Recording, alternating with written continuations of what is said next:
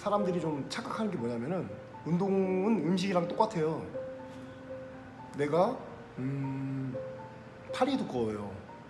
팔이 너무 두꺼워요. 팔살을 빼고 싶어요. 그러면 어디 운동을 하면 돼요? 당연히 팔 운동을 하면 돼요. 그리고 내가 종아리가 두꺼워요. 그러면 어디 운동을 하면 돼요? 마찬가지로 하체 운동을 하면 돼요. 근데 원인이 있어요. 원인이. 운동은 음식이랑 똑같아요. 원인이 있어요. 무조건 싱겁다고 소금을 넣는다 해서 맛있는 게 아니에요. 팔이 왜 두꺼워지느냐? 팔이 두꺼워지는 여성들이 팔이 두꺼워지는 원인은 100% 어깨가 나빠서 팔이 두꺼워진 거예요. 어깨가. 그 어깨가 안 좋으니까 그 어깨를 보호하기 위해서 팔에 지방이 붙는 거예요. 그러면은 다른 데 이렇게 운동을 해주면은 팔이 더 얇아지지 않을까? 아니에요. 잘못된 운동은 팔을 더 두껍게 만들어요. 예를 들어서 병원 갔는데 운동을 너무 안 하셔가지고 많이 걸으시라고 얘기를 해요. 근데 많이 걸으려고 이렇게 했는데 막상 걸어보니까는 종아리만 점점 두꺼워지는 거예요. 종아리만 점점 두꺼워지는 거예요. 네? 그래가지고 종아리만 아프고, 물론 운동은 되겠죠. 근데 종아리만 아프고, 그러니까 저한테 물어본 사람이 있어요. 병원에서 걸으라고 했는데 왜 종아리만 두꺼워지냐?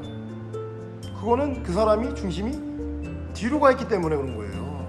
중심이 뒤로 가 있는데 걷는 거예요. 그럼 중심이 뒤로 가 있으니까 어떻게 되겠어요? 하체는 뒤로 가 있고 그거를 버티기 위해서 상체는 앞으로 쏠리겠죠. 그러면은 종아리는 두꺼워지고, 마찬가지로 배는 나오고, 상체는 앞으로 쏠리니까 어깨는 앞으로 쏠리고, 그래서 어깨는 처지고, 그런 현상이 일어나는 거예요. 그러면은 척추도 휘게 되고. 그러니까 사람들이 잘못 생각하시는 게 뭐냐면은 운동은 발끝에서 시작되는 게 맞아요. 그리고 상체 운동은 전완근에서 시작되는 게 맞고요. 근데 거기에 중심축이 있어요. 상체 운동의 중심축. 뭐 허리도 있겠지만은 상체 운동의 중심축은 어깨예요, 어깨. 그리고 하체 운동의 중심축은 발끝이에요. 요걸 아셔야 돼요. 요거를 모르면은 평생 몸깡으로 살 수밖에 없어요. 몸깡으로. 그리고 여기를 꼭 운동만 해서 나아질 수가 없어요. 반경이 안 될 수도 있어요. 왜? 노폐물이 일단 많이 껴있는 상태에서 운동을 한다 해서 이게 다 나아지진 않아요. 그럼 거기 노폐물을 제거를 해주셔야 돼요. 그 노폐물을. 어깨 같은 경우에는 견갑골에 엄청나게 많은 노폐물이 껴있어요. 이게 안 움직여요. 어깨가 계속 쌓이면 뒤로도 안 가고 앞으로도 안 가고, 그 상태에서 어깨 운동을 했어. 100% 다쳐요. 100%. 그걸 빼주셔야 돼요. 그리고 어깨 운동 같은 경우에도 사람들이 어떻게 해야 될지 몰라요. 초보자들은. 그럼 어깨 운동은 3개가 있어요. 삼각근이니까. 후면 삼각근, 측면 삼각근, 전면 삼각근. 근데 어깨 운동은 모르는 사람들은, 초보자들은 전면부터, 측면부터 먼저 하려고 그래요. 이러면 무조건 다쳐요. 어깨 운동은 뒤서부터 해주셔야 돼요. 후면 삼각근서부터요. 그 운동이 된 상태에서 측면과 그리고 전면이 들어가면은 승모근에 자극이 없이 어깨만 근육을 맞출 수 있어요.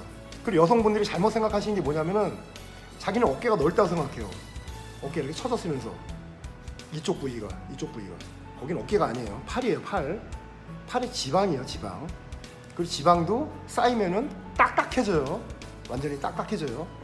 그 지방을 지금 뭐 문대에는 뭐 전기도 나왔고 EMS도 나왔고 뭐 폼롤러도 나왔고, 그런데 제가 뭐 근력 운동으로 살을 빼본 사람 뭐 40kg도 빼보고 30kg도 빼보고 이렇게 해봤는데, 여성들 같은 경우에는 지방과 근육이 완전히 분리돼갖고 살이 빠지더라고요.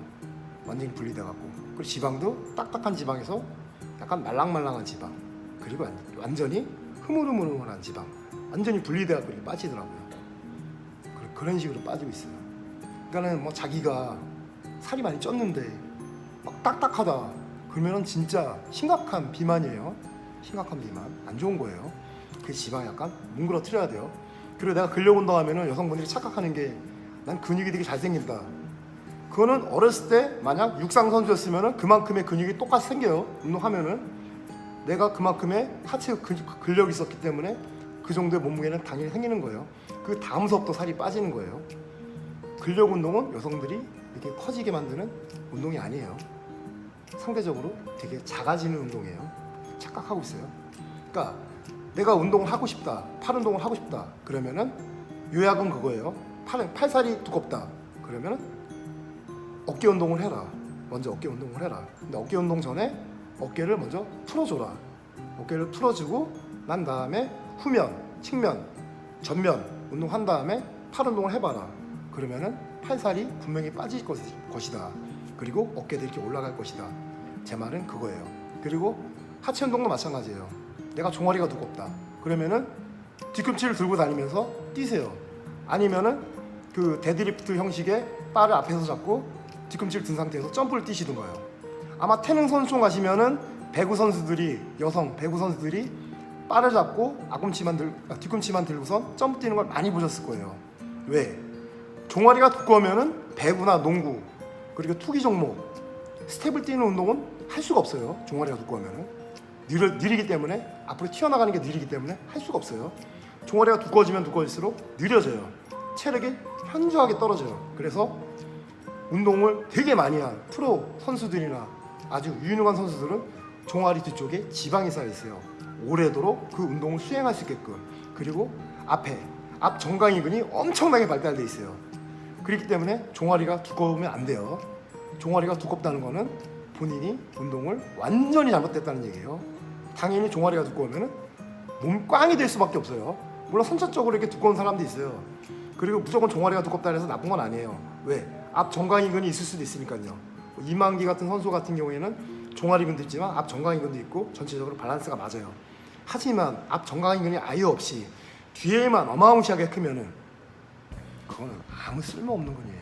쓸모없는 그 두께예요. 그냥 수박을 하나 달고 다니는 거나 마찬가지예요. 그러니까는 그거를 유념해 주시고 운동에는 그 원리가 있어요. 그 원리에 맞게 운동을 해야 돼요. 내가 어디가 두껍다, 어디가 안 좋다. 그러면 그 부위만 집중적으로 하시면 돼요. 거기에 폼롤러를 문대 주시면 되고 그거를 가르쳐 드린 거예요. 저는요. 소금 뿌리듯이 싱거우면 소금을 뿌리면 되고 또 맵게 먹고 싶으면 고춧가루를 넣으면 되는 거예요. 근데 그거를 막 돌려서 해요. 네? 막 돌려서 해요. 걸으면은 팔살이 빠지겠지, 걸으면은 다리살이 빠지겠지, 뭐 자전거 타면은 다 빠지겠지. 그 부위를 빼고 싶으면은 그 부위를 운동하는 게 맞아요. 그리고 그 부위에 몸매를 만들고 싶으면 그 부위에 운동을 하면 돼요. 단 원인을 알아야 돼요. 원인을. 그리고 내가 할 수 있는 그 몸의 척추나 몸의 체력이나 그리고 뭐 균형이 맞는지 아니면은 내가 좀 몸이 안 좋은지 그거는 확인을 한번 해보셔야 돼요. 진단 한 번씩 받으셔야 돼요. 제가 봤을 때 일반인들은 척추가 거의 다 휘어져 있어요. 그리고 어깨에 안 좋으신 분들도 굉장히 많아요. 그렇기 때문에 헬스클럽 다니다가 다치신 분들도 많아요. 그거를 저는 다 처음에 교정을 해드리면서 운동 가르치고 있습니다. 이말입니다. 감사합니다. 다음에 한번 또 올려드리겠습니다. 다음에는 어깨, 견갑골 빼고 앞쪽 노폐물 빼는 방법을 알려드리도록 하겠습니다.